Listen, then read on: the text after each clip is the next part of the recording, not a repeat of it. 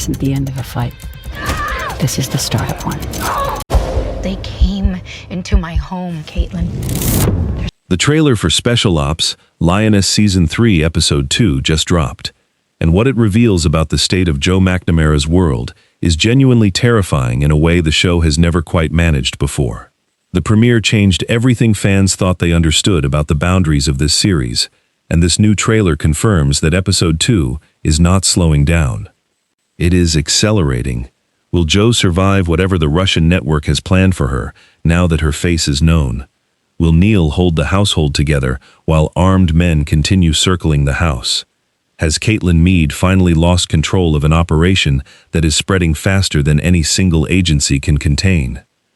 Is the FBI's involvement in this crisis a sign that the threat has grown beyond the CIA's reach entirely? Will Cruz and the QRF team be redeployed before anyone even understands how large this network is? And what does the title, No Sorrow Like the Survivor, tell fans about who is going to pay the price before this episode is over? Every single one of those questions has an answer, and this breakdown covers all of them. The single most important moment in this trailer is Kaitlyn Meade moving through what appears to be a government corridor at a speed that signals genuine crisis. Nicole Kidman's face in this sequence carries something fans have not seen from Kaitlyn in 2 full seasons of the show. Not tactical concern, not political calculation, but something closer to barely contained panic. Kaitlyn has always been the person in the room who radiates control even when the world around her is collapsing. Watching her race to contain what the official description confirms is a crisis spiraling across multiple agencies, fans are seeing the woman who told Joe no one can be trusted, now discovering that she herself may not have enough trusted allies left to stop what is coming. The evidence is right there in the trailer. Kaitlyn is not briefing anyone. She is not calmly holding a meeting. She is moving, which means the situation has already gotten beyond the point where meetings work. That is truly shocking for a character who has always operated several moves ahead of every threat the show has introduced. What makes this moment so painful for fans who have followed Kaitlyn's arc across 3 seasons is that her worst professional nightmare appears to be materializing in real time. The crisis is not contained to one department or one jurisdiction.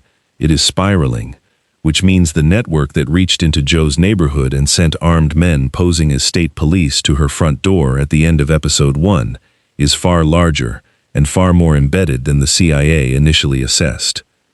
However, the situation is far more complicated than that single image suggests. The trailer also shows Neal at home, trying to steady what the official description calls rising fear, and the weight of that scene lands differently once viewers understand what happened to Joe's household in the closing minutes of the premiere. 2 men arrived in the night. They posed as police. The war that Joe has spent years keeping at arm's length from her children and her husband is no longer at arm's length. It is at the door. And Neal, who told Joe in the Season 3 teaser, "I'm scared for you," scared the way it became this world, is now the one standing between that fear and the people he loves most. That is heartbreaking, and it is the emotional center of everything this episode is setting up. The most likely explanation for what is driving the crisis Kaitlyn is racing to contain is that the extraction of the intelligence asset known as the Beacon from Ukraine in Episode 1 triggered exactly the response that everyone in that operation feared. There was genuine triumph in bringing the Beacon home, a real intelligence coup that the show presented as a victory, however fragile. However, unfortunately, that victory appears to have set off a chain reaction that the CIA's most experienced analyst could not have fully anticipated, and Kaitlyn is now the one who has to run toward the fire while everyone around her is trying to understand where it started. The Beacon was described as critically important to Putin's intelligence apparatus, and pulling an asset of that value out of a hot zone does not go unanswered. The evidence strongly suggests that the Russian network already operating inside the United States, the same network that located Joe's home and sent 2 operatives to her door, activated the moment confirmation came through that the Beacon was gone. The trailer makes it clear that multiple agencies are now aware of something they were not previously coordinating on, and the FBI's reported involvement confirms that the domestic dimension of this threat has crossed a threshold. When the FBI enters a CIA operation, it is because the operation has stopped being foreign. It has become American soil. That is the line that changes everything, and fans watching closely will notice that this is precisely the line the premiere spent its entire runtime moving toward. Every detail in the Season 3 setup, the drone swarms in Ukraine, the asset extraction, the masked men at Joe's door, points directly to an enemy who planned for the Americans to succeed in Ukraine, because succeeding meant bringing the war home with them. And if this theory proves correct, the consequences for Joe McNamara are enormous. It would mean that the mission to retrieve the beacon was not just a tactical operation. It was a trap designed to identify Joe, confirm her home address, and trigger a chain of events that the Russian network has been preparing for months. The beacon may not have been a prize. The beacon may have been the bait. Joe thought she was the spider, moving into a web she understood. However, unfortunately, the premiere's title, The Spider and the Fly, suddenly reads in reverse. And if Joe was the fly, then the network that set this web is far more sophisticated than anything the Lioness team has previously faced, which raises an even more dangerous question about Kaitlyn Meade herself. The proof of this reading is visible in the structure of the operation itself. The beacon was presented to the CIA as an opportunity, a Russian asset willing to come in from the cold, carrying intelligence worth significant risk to extract. But fans watching the premiere closely will notice that everything about that offer was designed to require Joe personally to run the extraction. Not a lower-profile operative, not a diplomatic channel, specifically Joe, specifically the Lioness commander, in a specific geographic location where drone swarms and trench warfare made surveillance extremely difficult. That level of operational specificity does not emerge from a genuine defection.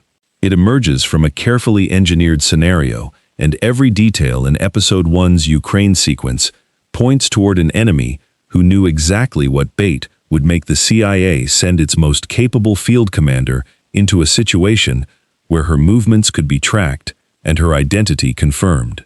The consequence chain from this realization runs directly through everything that happens next. If Joe was identified in Ukraine as the Lioness commander, the network did not need to guess where she lived. They simply needed to track her out of the theater of operations and back to American soil, wait for the right moment, and act. The men who appeared at her door wearing police uniforms were not improvising. They were executing a plan that began 6 months before the premiere's opening frame. The evidence strongly suggests that Kaitlyn's crisis is not simply about managing the fallout from the beacon extraction. It is about something closer to a security breach inside the agencies she is trying to coordinate. The trailer shows a spiraling crisis, not a contained response. A well-prepared CIA response to a foreign network going active on American soil would look managed, institutional, hierarchical. What the trailer shows looks chaotic. That gap between what the response should look like and what it actually looks like points to one conclusion. Someone inside the operational chain knew this was coming and did not stop it. There is a version of events where Kaitlyn's rapid response is enough, where she locks down the right compartments, reads the right signals, and manages to contain the breach before it spreads further. However, unfortunately, the trailer does not show containment. It shows escalation. Fans believe this is the personal betrayal that the Season 3 promotional material has been flagging since the first trailer dropped months ago. The official season description uses the phrase personal betrayals in the plural, and the most logical conclusion is that the betrayal closest to Kaitlyn is not from a foreign asset. It is from someone inside the American intelligence community who has been feeding the Russian network information about the Lioness program's structure, and possibly about Joe's identity. Every detail in the trailer, from the multi-agency chaos to Kaitlyn's visible urgency, points directly toward a mole at a level senior enough to know where Joe lives. The consequence chain from that discovery, if it proves correct, is staggering. It would mean that every operation the Lioness team has run could be compromised. It would mean that the attack on Joe's home was not a reaction to the beacon extraction. It was planned long before the Ukraine mission ever began. And it would mean that Kaitlyn, who prides herself on knowing who can and cannot be trusted, has been sitting across a table from a traitor without knowing it. But that development raises an even more dangerous question about Neal, and what happens to a man who knows too much when enemy operatives already know where he sleeps. The trailer signals that Neal's storyline in episode 2 is not simply domestic anxiety, filling time between action sequences. The most likely explanation for the rising fear the official description mentions is that Neal has information he has not fully processed yet, or that something happened at the house after the camera cut away from episode 1's final scene. The evidence points to Neal being placed in an impossible position that no amount of surgical skill or emotional strength has prepared him for. He is not a soldier. He is not an operative. He is a trauma surgeon who has spent years watching his wife carry classified weight without telling him what it weighs, and now the weight has shown up at his front door, wearing a police uniform. However, unfortunately, the tension does not end there. Fan theories circulating since the premiere have raised a genuinely disturbing possibility that Neal's phone calls home, potentially to Joe, to the CIA duty officer, or to someone he trusts, are already being monitored by the network that surveilled Joe's neighborhood well enough to send men to the right address. If Neal's communications are compromised, every conversation he has in episode 2 is feeding the very threat he is trying to protect his family from. The trailer makes it clear that the fear at home is not static, it is rising, which means whatever Neal discovers or does in episode 2 escalates rather than resolves. And if it escalates in the wrong direction, the consequences for Joe, who is either already kidnapped or about to be, depending on where in the timeline episode 2 is set, become catastrophic. Fans who have followed Joe's marriage through 2 seasons of barely maintained balance know that the real threat to Joe McNamara has never been a bullet. It has always been the moment her 2 worlds collapse into each other. Episode 2 is that moment. While the main conflict dominates the trailer, there is another storyline quietly unfolding in the background that every fan needs to pay attention to. Cruz, Manuelos, and the QRF team, Bobby, Tucker, Two Cups, and Josie, are conspicuously absent from the primary trailer beats. In Season 2, whenever the main narrative threatened to overwhelm the story, Taylor Sheridan consistently used the QRF ensemble as both an action release valve and an emotional counterweight. The fact that episode 2's trailer is so focused on Kaitlyn's agency crisis and Neal's home situation suggests that the Lioness team itself is either deployed on an operation the show is deliberately concealing, or they are sitting in a state of operational suspension while the crisis spirals above them, waiting for orders that may never come because the command structure giving those orders has been compromised. Cruz's situation in Season 3 carries particular weight because the mission is described as deeply personal in a way that Season 1's undercover assignment and Season 2's cartel operation were not. Leisla de Oliveira told interviewers before the season aired that the mission this year is personal and the stakes are high precisely because of that personal dimension. What fans have not yet fully reckoned with is what personal means for Cruz Manuelos, specifically in the context of a threat that has now reached American soil. In both previous seasons, Cruz's vulnerability was always tied to her undercover identity, the risk that her real self would be discovered, that her loyalty would be tested, that she would be asked to go further than any soldier should be asked to go. However, unfortunately, Season 3 appears to be testing something different. If the Russian network is as embedded in American civilian life as the attack on Joe's home suggests, then the people Cruz cares about outside the program, not just Joe, but everyone in her life, are potentially exposed in ways that previous threats never reached. The evidence strongly suggests that Cruz's storyline in episode 2 will force her to confront a version of the same question Joe has been living with for years. What does it cost a person to carry this weight, and what happens to everyone around them when the cost comes due? The evidence suggests that Cruz and the team's role in episode 2 is connected to the domestic threat in a way the trailer has carefully avoided revealing. One theory fans believe is that the QRF is being quietly repositioned, not toward Ukraine, not toward a foreign target, but toward a protective detail around Joe's family. If that theory holds, the moment Cruz is asked to choose between a field mission and protecting the people closest to her commanding officer, the show will have reached a point of genuine dramatic tension that neither of its first two seasons fully explored. The tragedy of Cruz's situation, if this theory is correct, is that protecting Joe's family means stepping into exactly the kind of civilian environment that every element of Lioness training is designed to avoid. Uncontrolled variables, non-combatants, emotional entanglements, and an enemy that has already proven it can blend seamlessly into suburban American life.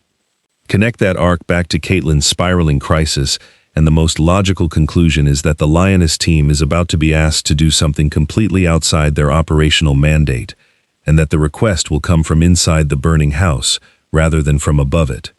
After everything this trailer has revealed, after all the theories and all the questions it has raised, the one question that every single fan is now focused on is the simplest and most important of all. When does this actually air? The answer is Sunday, August 9, 2026, exclusively on Paramount+. Episode 2 follows the same early morning drop schedule as the premiere, going live at 3:01 a.m. Eastern Time and 12:01 a.m. PT, meaning fans on the West Coast can catch it right at midnight on Saturday night. For those who prefer to sleep and stream, the episode will be waiting whenever they log on during Sunday. The remaining schedule runs weekly through September 20th, 2026, when the Season 3 finale drops. That means 8 episodes, 8 Sundays, and what early critics have described as the strongest season of the series to date. One review specifically noted that the ensemble has come together as a cohesive unit in a way that makes the emotional stakes hit harder than either of the first 2 seasons managed.